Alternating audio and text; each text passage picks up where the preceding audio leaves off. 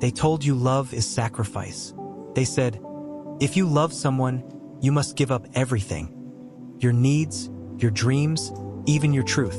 And maybe for a long time you believed them, because it sounded noble, felt right, felt holy. But tell me this, have you ever loved so much that you completely lost yourself? Have you ever said yes when your entire being wanted to say no, just to keep the peace? Have you ever stayed in something, quietly dying inside, because walking away would be called selfish? Have you ever been praised for your selflessness, while secretly feeling imprisoned? They said love is sacrifice. But what if that's not love at all? What if real love doesn't require you to lose yourself, but to return to yourself? What if real love is not about becoming less, but becoming free? Osho once said, love is not a relationship. Love is a state of being. It has nothing to do with anyone else. One is not in love, one is love. And suddenly, everything changes. Because the love the world taught you is heavy, with duty, with debt, with endless compromise. But the love Osho speaks of is light. Not light as in weak, but light as in radiant, alive, free. So let me ask again, what if love is not sacrifice? What if love is absolute freedom? The more we try to become better partners, more patient lovers, less demanding souls, the more we seem to disappear, like shadows stretching under someone else's light. We confuse attachment with devotion, control with care, and guilt with commitment. The truth is, we don't know love. We only know the fear of losing it. So we sacrifice, we mold, we shrink, and we call it loyalty. We call it love. But Osho whispers something different. He doesn't shout it. He doesn't command it.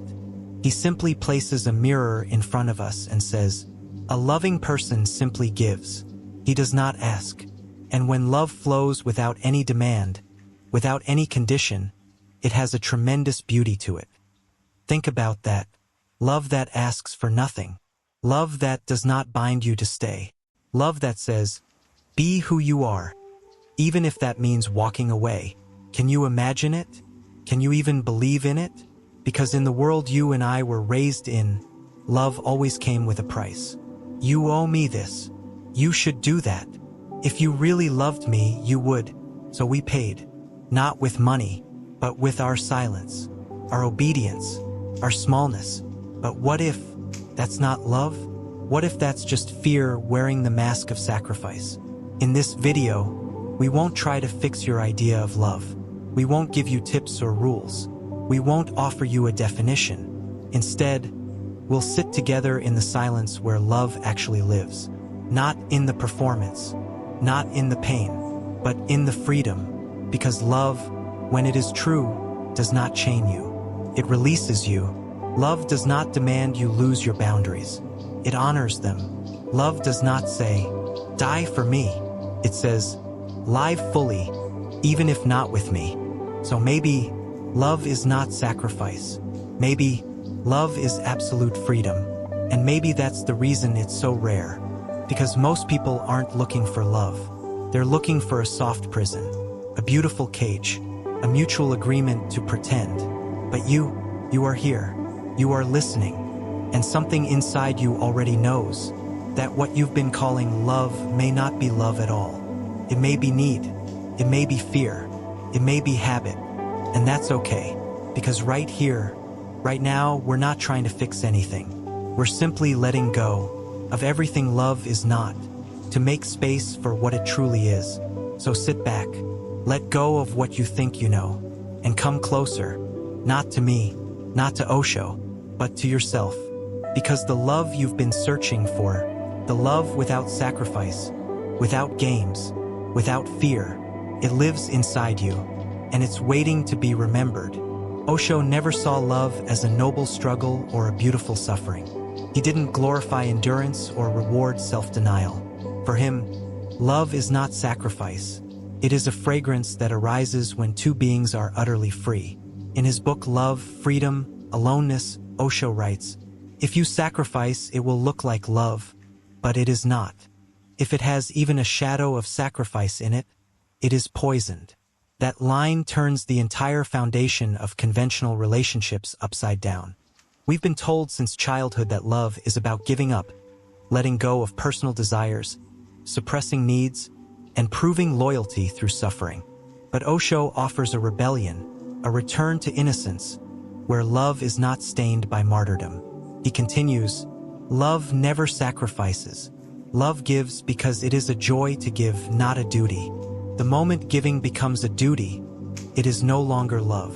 So many people confuse dependency, obligation, and silent compromise with devotion.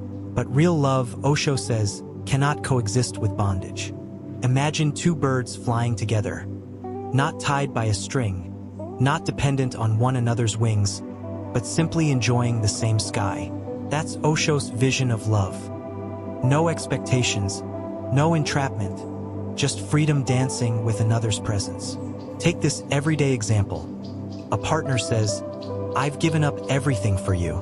First, it sounds romantic, but behind it lies a silent accusation. Love has turned into a transaction. You owe them something now. Gratitude becomes a burden, and joy begins to rot beneath guilt. But Osho invites us into a different world. Love is not a relationship. Love is a state of being. You are not in love, you are love. This is the turning point. If love is something you are, not something you do, it cannot be exhausted, traded, or sacrificed. When you become love itself, there is no one to blame, no one to beg, no one to change. You simply radiate it, like the sun shines, without asking anything in return. This is why Osho speaks against attachment in relationships. He's not against connection, he's against clinging. When you love a person, you are not afraid to lose them. If you are afraid to lose, then it is not love. It is fear disguised as love. Can you see the shift? True love is fearless because it does not possess. It flows. It allows the other to be fully themselves, even if that means walking away. Osho told a story once about a man who asked, "How can I make my partner stay with me forever?" And Osho replied, "Set her free. If she returns, she was never leaving. If she goes, your love gave her wings, not chains." In a world obsessed with forever, Osho points to the eternal moment, not permanence, but presence. He says in the Book of Secrets, "The moment you try to make love permanent, you destroy it. Love can only live in freedom, and freedom means change." And that scares us, doesn't it? We want guarantees. We want security. But Osho urges us to see love as a flame, not a stone. It flickers, it moves, and in that dance lies its beauty. Don't try to hold the flame in your hand. Just feel its warmth while it lasts. Think of it like this. If love demands sacrifice, it creates resentment. If love allows freedom, it creates reverence. You can love deeply without losing yourself. You can give without bargaining. You can walk beside someone without owning their path. As Osho once whispered, love grows only in deep freedom. It never grows in dependence. Love and freedom go hand in hand. They are two sides of the same coin. So why do we confuse love with sacrifice? Because the ego needs to be needed. It wants to feel important, irreplaceable.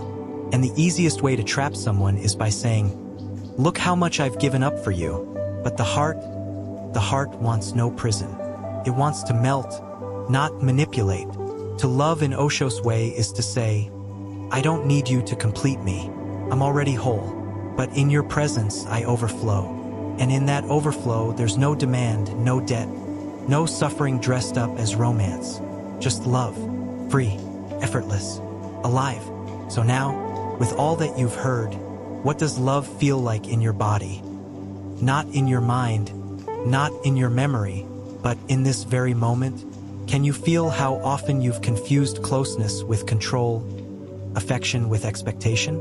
How many times have you called it love, when it was really fear of being alone? Maybe that's what Osho was always pointing to, not love as emotion, but love as freedom. Not freedom from another, but freedom with another. The kind of freedom where silence is enough, where holding space is more sacred than holding on, where you're not trying to change anyone, not even yourself. just breathing and being. No script, no sacrifice. Just presence. Osho never gave you a definition of love to memorize. He didn't offer a checklist or a set of vows. He just kept reminding you, become love. Don't search for it. Don't chase it. Don't reduce it to sacrifice. Let it rise from within.